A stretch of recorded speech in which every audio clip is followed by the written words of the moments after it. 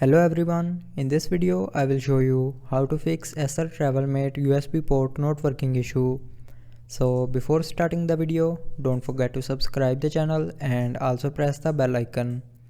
So to fix this issue, follow every single step as I am showing you in this video.